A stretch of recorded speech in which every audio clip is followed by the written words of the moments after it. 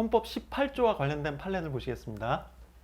헌법 제18조 모든 국민은 통신의 비밀을 침해받지 아니한다. 자, 대법원 판례요, 대판. 근데 이거는 상식적으로 알아두실 필요가 있어요. 자, 타인 간의 대화의 녹음 금지. 대화에 원래부터 참여하지 않는 제3자가 그 대화를 하는 타인들 간의 발언을 녹음해서는 안 된다는 취지예요. 자,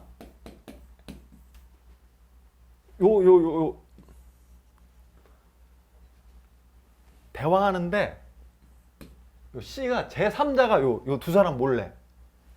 그럼 만약에 요 사람이 이 사람 몰래 하는 거는 요건 괜찮아요. 요거 다 증거 능력 있어요. 근데 이렇게 제3자가 요 몰래 하는 건 다 불법이에요.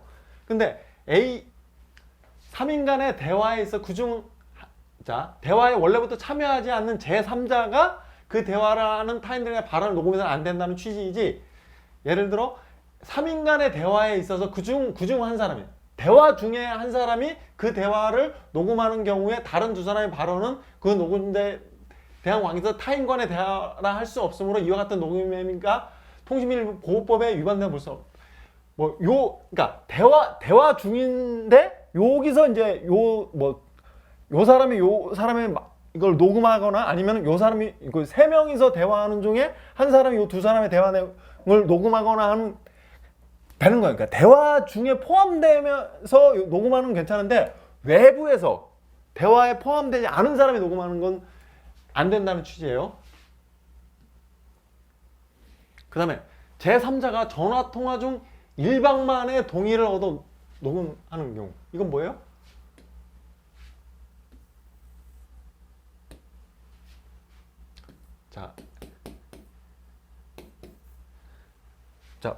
둘이 대화하는데 요 사람이 녹음하면 안 된다는 취지였죠? 근데 요 사람이 요 한 사람의 동의를 얻어서 하면 요것도 안 된다는 거야.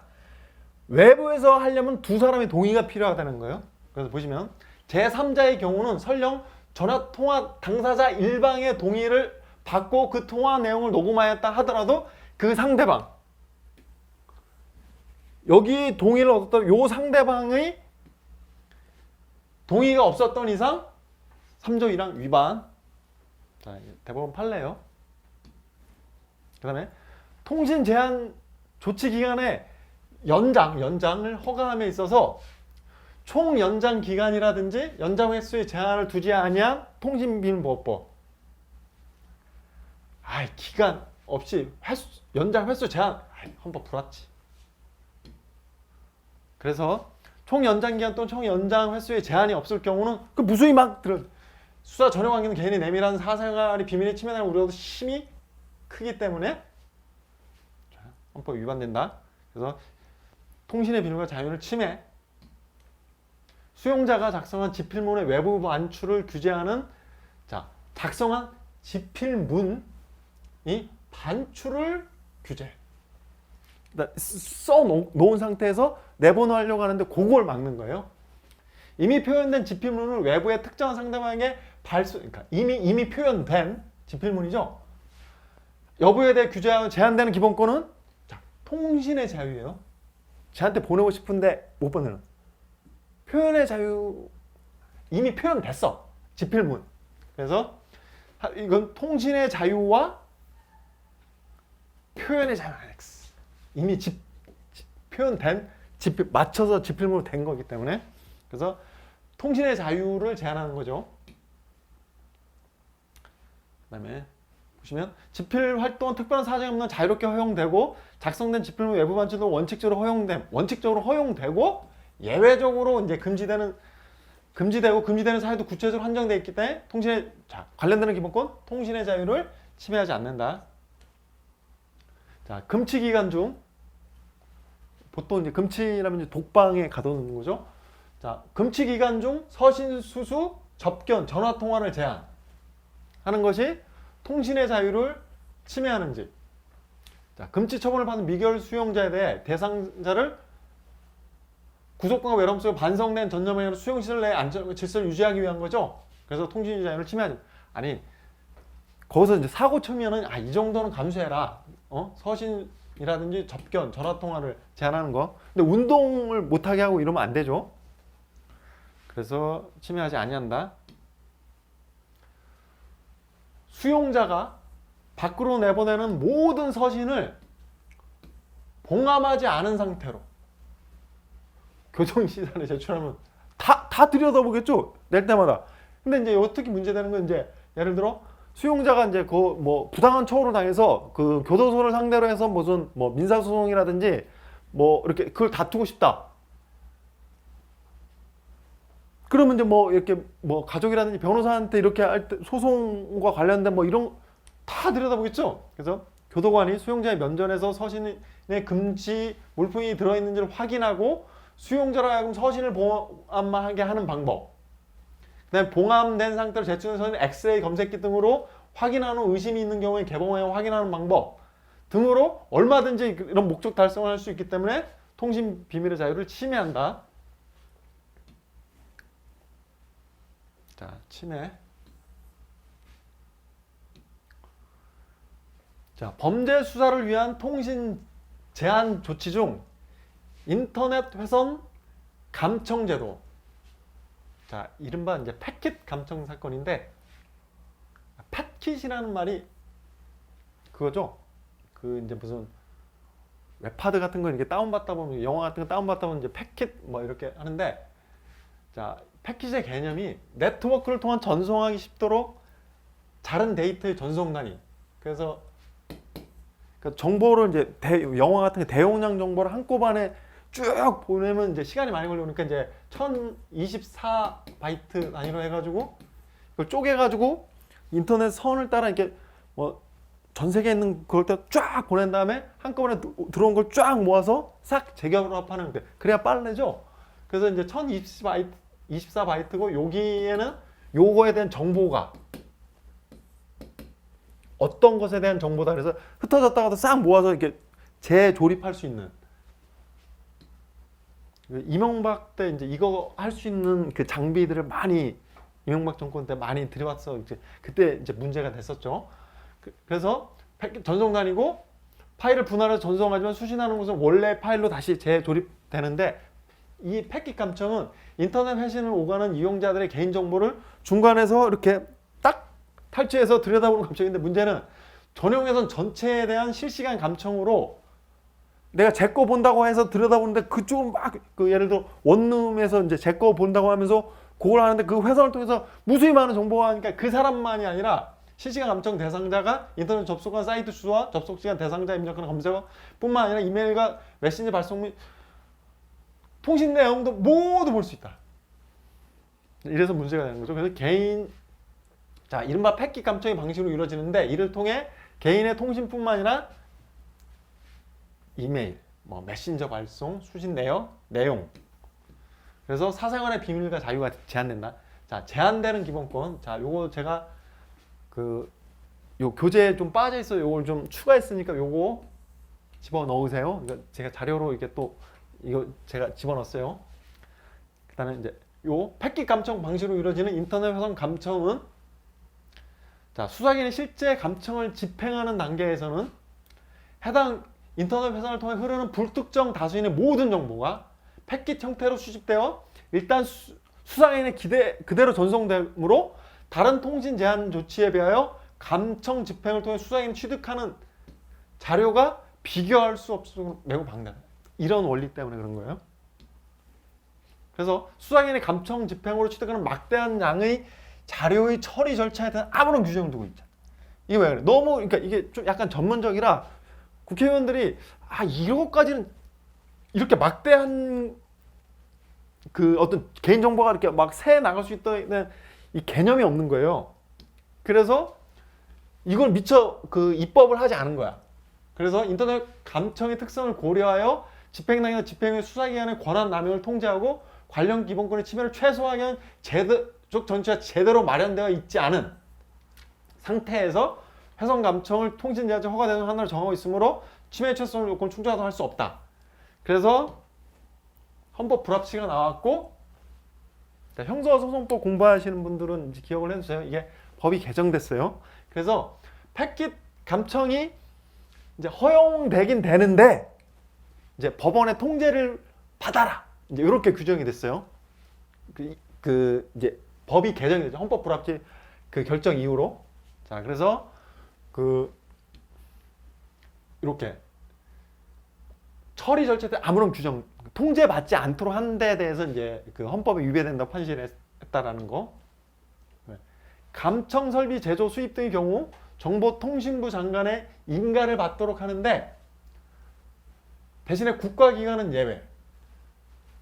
이것이 통신의 자유를 침해하는지 여부가 요거는 침해하지 않는다. 왜? 국가기관의 경우에는 감청 설비 보유와 사용이 제도적으로 관리 감독될 수 있고 특히 수사기관의 경우에는 통신비밀 침해 행위를 억제하기 위한 통제 수단이 법적으로 이렇게 마련되어 있기 때문에 저걸로 인해서 그 정보통신부 장관의 인가를 받지 않도록 하더라도 다른 어떤 관련 법률에 의해 통제 수단이 법적으로 마련돼서 통제 자유를 침해한다 볼 수 없다.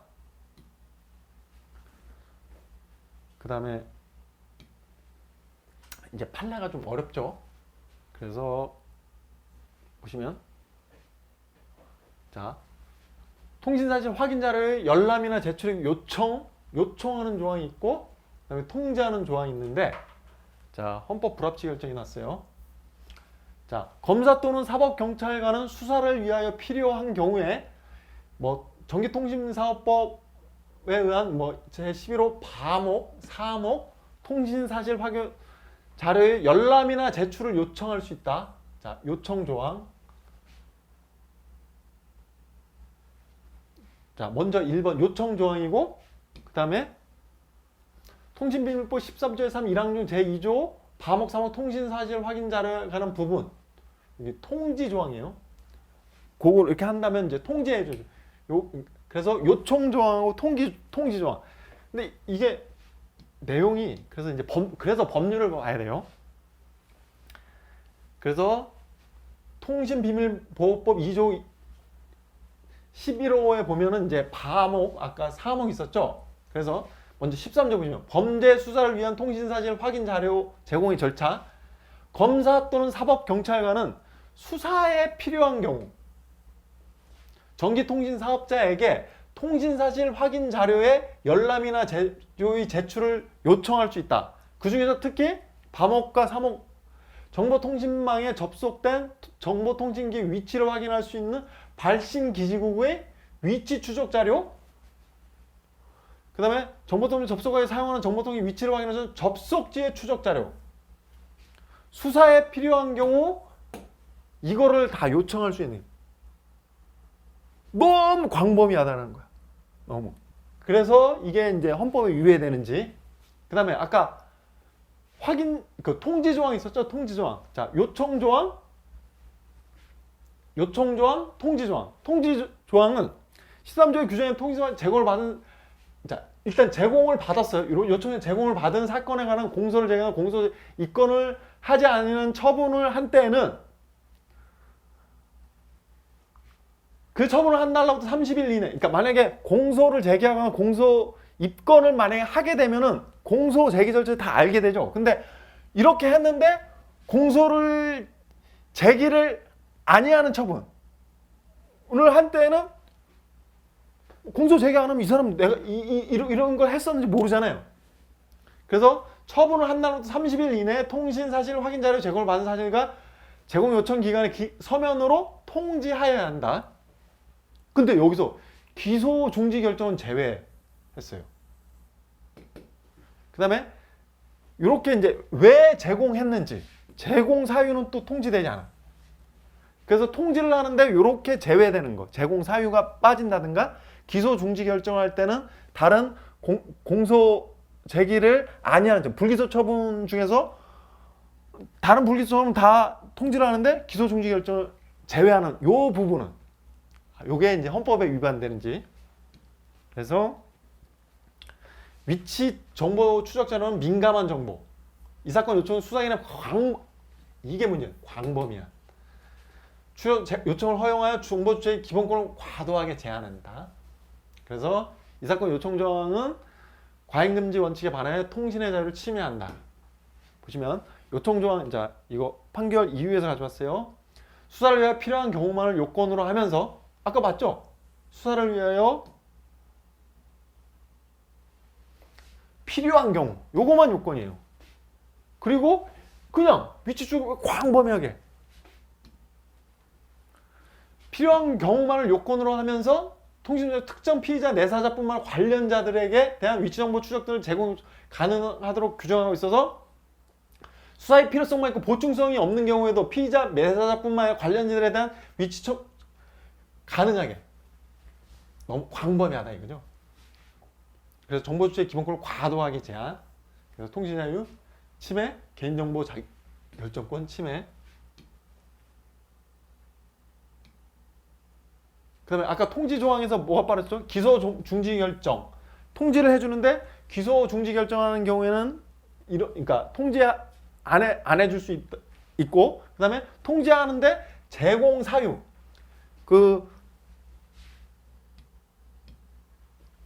필요한 이렇게 요거를 이렇게 왜 제공해 줬는지에 대한 사유를 통지되지 않는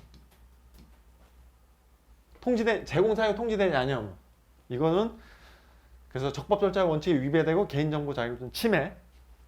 그래서 요청 조항하고 통지 조항. 자, 둘 다. 자, 여기는 이제 적법 절차 원칙이 위배되고 개인정보 자유를 침해한다고 했어요. 그다음에 검사 또는 사법경찰관은 수사를 위하여 필요한 경우 전기통신 사업자에게 감옥 내지 라목의 통신사실 확인 자료의 열람이나 제출을 요청 조항인 거죠. 자, 여기서도 아까 말한 것처럼 수사를 위하여 필요한 경우에 가입자의 전기통신 일시, 개시 종료 시간, 발 착신 통신번호, 상대방의 가입자 번호, 사용 도수 이런 거를 다 알려주도록. 그래서 필요한 경우 법원 허가를 얻어 전기통신사 특정 시간대 특정 기지국에서 발신된 모든 전화번호의 제공 요청할 수 있다. 너무 광범위하다. 헌법 불합치. 수사의 필요성만 그 요건으로 하고 있어 제대로 된 통제가 이루어지기 어려운 점. 그래서 과잉금지 원칙 안에 청구인의 개인정보 자유권과 통신의 자유를 침해한다.